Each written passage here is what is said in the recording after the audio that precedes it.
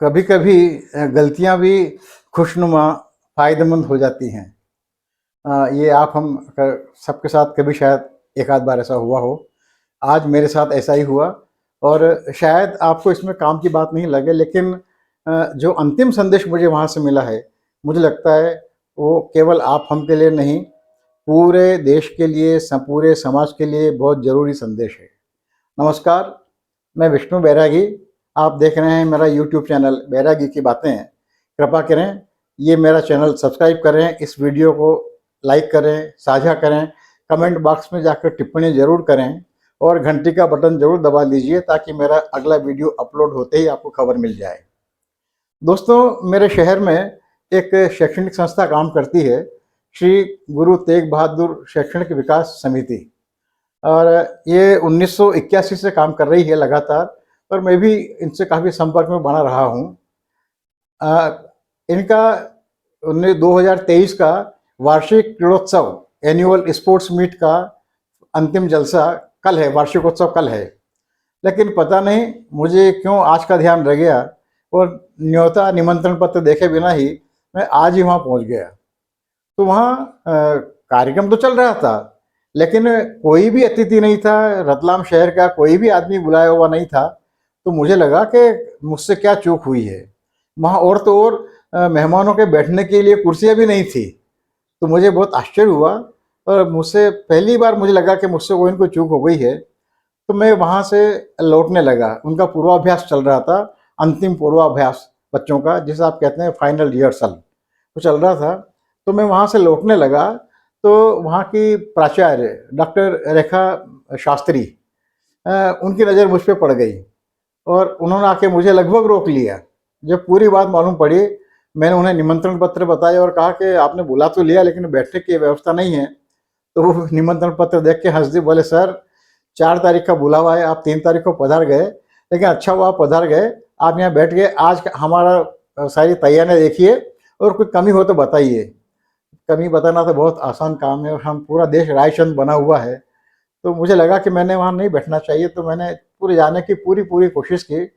तो रेखा जी बहुत विदुषी महिला हैं और सुरुचि संपन्न महिला हैं और बहुत विनम्र महिला हैं।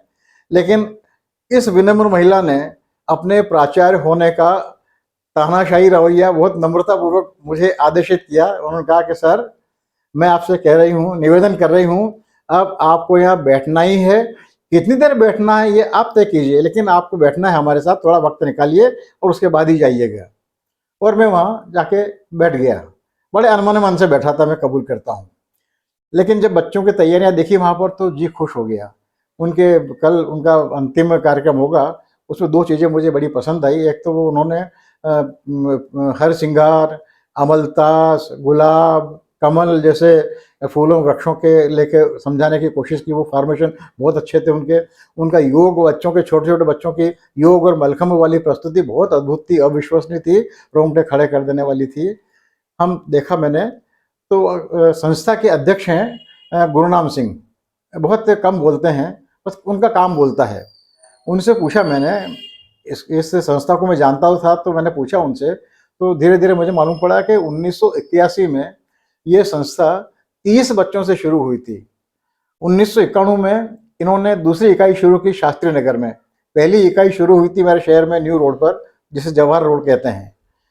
दूसरी इकाई 1991 में शास्त्री नगर में शुरू हुई। और तीसरी इकाई जो बहुत ज़्यादा लोकप्रिय है, रतलाम शहर में बहुत प्रतिष्ठित इकाई है और इतनी ऐसी प्रतिष्ठित और सम्मानजनक शैक्षणिक संस्था है कि इसमें बच्चों को प्रवेश दिलाने के लिए सिफारिश की प्रतीक्षा सूची बनती है। एडमिशन के लिए बने वो तो ठीक है, लेकिन सिफारिश करने वालों की प्रतीक्षा सूची शायद कहीं और बनती होगी, वो इस संस्था में बनती है।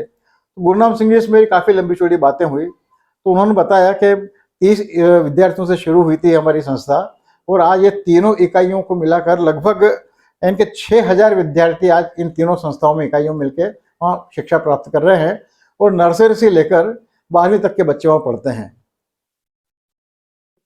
काफ़ी देर तक गुरुनाम भाई से बात होती रही। उन्होंने एक बात बहुत विचित्र पीड़ा से कही, बहुत बहुत तकलीफ से कही उनकी आवाज़ का दर्द मैं महसूस कर सकता हूँ। अब मैं चूँकि उस आवाज़ में आपको सुना नहीं सकता, वो दर्द उनकी उन्हीं की आवाज़ में सुना जा सकता है और महसूस किया जा सकता है। उन्होंने कहा कि हमारी 3 इकाइयों में से जिस इकाई के समारोह के पूर्वाभ्यास में आप बैठे हुए हैं बैरागी जी, यहाँ पर श्री गुरु तेग बहादुर अकादमी में 1700 बच्चे पढ़ते हैं और आप देख रहे हैं हमारे खेल की तैयारी कितनी है, मैदान बहुत अच्छा है। और मैंने भी देखा कि अपनी क्षमता से अधिक उन्होंने खेल कूद के लिए साधन संसाधन वहाँ उपलब्ध करा रखे हैं, पूरी तैयारी है। बहुत तकलीफ से कहा कि 1700 बच्चों में अधिकतम 200 बच्चे ही मैदान पर आते हैं, जबकि हमारी तैयारी कम से कम 800 बच्चों की तो बनी हुई है कि 800 बच्चे भी यदि मैदान पर आ जाएं तो उन सबको उनके मन मुताबिक सारे साधन संसाधन मिल जाए खेलने कूदने की, इतनी हमारी तैयारी है। लेकिन 1/4 बच्चे ही आ पाते हैं हमारी अपेक्षा के, और सकल संस्था का तो 1/8 हिस्सा ही आ पाता है। तो उन्होंने कहा कि उन्होंने कहा कि वो उनके स्कूल की ओर से सामूहिक रूप से भी, और जब मिलते हैं तब भी वो पालकों से बार बार अनुरोध करते हैं कि अपने बच्चों को खेल के मैदान पे भेजिए, जीतने के लिए नहीं, केवल शारीरिक और व्यक्तित्व विकास के लिए उन्हें भेजिए। क्योंकि आप हम सब जानते हैं, क्योंकि जितने भी खिलाड़ी के लोग होते हैं वो निजी, पारिवारिक और सामाजिक व्यवहार में बड़े शालीन, विनम्र और अनुशासित होते हैं। और सबसे बड़ी विशेषता होती है खिलाड़ियों में, वो सामूहिकता की भावना से काम करते हैं, टीम फीलिंग से काम करते हैं। वो दूसरे की चिंता करते हैं, खुद को आगे बढ़ाते हुए, सबको साथ ले जाते हुए, सबकी चिंता करते हुए काम करते हैं। तो गुरनाम भाई ने बहुत ही पीड़ा से कहा कि आप भी अपने वाले मिलने वालों से यदि कह सके तो कहिएगा कि हम अपने बच्चों को मैदान पे भेजें।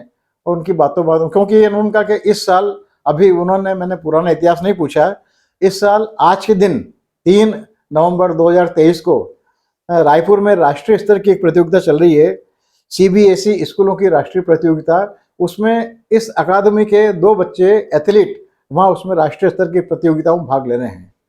उन्होंने कहा कि दुर्भाग्य से सब सारे पालक कैरियर ओरिएंटेड हो गए, कैरियर माइंडेड हो गए हैं, और उनको खेलों में कोई कैरियर नजर नहीं आता। लेकिन बहुत कम लोग जानते होंगे कि जो अच्छे खिलाड़ी होते हैं उन्हें उनका कैरियर शानदार होता है, और जो अच्छे शानदार कैरियर वाले लोग हैं वो भी कहीं ना कहीं खिलाड़ी से जुड़े होते हैं। तो उन्होंने मुझसे कहा कि बैरागी जी, आप मेरी इस पीड़ा को जितने पालकों तक, जितने लोगों तक पहुंचा सके पहुंचाइएगा। और फिर उनकी बात सुनने के बाद जब मैं घर पे लौटा, मंथन करने लगा, तो मुझे लगा कि ये केवल रतलाम के लिए पीड़ा नहीं है, ये पीड़ा सारे देश की, हम पूरे समाज की पीड़ा है। और हम सकल रूप से खेलों में निरंतर सफलताएं तो हासिल करते जा रहे हैं, पदकों की हमारी संख्या हर वर्ष बढ़ती जा रही है, लेकिन अभी भी हमारे खिलाड़ियों के प्रति हमारा ध्यान नहीं जाता है। व्यक्तिगत स्तर पर सफलताएं प्राप्त करने वाले हमारे अधिकांश खिलाड़ी बहुत साधनहीन परिवारों से आते हैं और बहुत संघर्षों से अपना सफर पूरा करते हुए सफलता के लिए इस मुकाम पर पहुंचते हैं और देश को गौरव दिलाते हैं, पदक दिलाते हैं। तो गुरनाम भाई की पीड़ा, मुझे लगता है कि पूरे राष्ट्र की पीड़ा होनी चाहिए, पूरे भारत की पीड़ा होनी चाहिए। आप भी इससे सहमत होंगे, और मेरा भी आपसे निवेदन है, मैं तो अपने मिलने वालों से कहूँगा ही कहूँगा, आप जहाँ भी हैं, जिस भी कस्बे में, शहर में, महानगर में हैं, अपने बच्चों को, अपने आसपास के बच्चों को खेल के मैदानों तक पहुंचाइए। क्योंकि खिलाड़ी और कुछ हो नहीं हो, किसी भी स्तर पर, व्यक्तिगत स्तर पर, पारिवारिक स्तर पर, सामाजिक स्तर पर, राष्ट्रीय स्तर पर, अंतर्राष्ट्रीय स्तर पर हानिकारक बिल्कुल नहीं होते हैं। वे जब भी होते हैं वो भल मनसाहत का और मधुरता का और प्रेम का संदेश फैलाते हैं, एकता का संदेश फैलाते हैं, सकारात्मकता, सामूहिकता का संदेश फैलाते हैं। तो गुरुनाम भाई के इस संदेश को अकेले एक गुरुनाम भाई का संदेश न माने, मैं तो इसे उनका अकेले का नहीं मानता हूँ संदेश, पूरे देश का संदेश मानता हूँ। कृपा करके आप भी संदेश को महसूस कीजिए और आगे बढ़ाइए। बहुत बहुत धन्यवाद, नमस्कार। मेरा चैनल जरूर सब्सक्राइब करके इस वीडियो को लाइक करके साझा कीजिए, आगे बढ़ाइएगा। नमस्कार, धन्यवाद। मैं विष्णु बैरागी।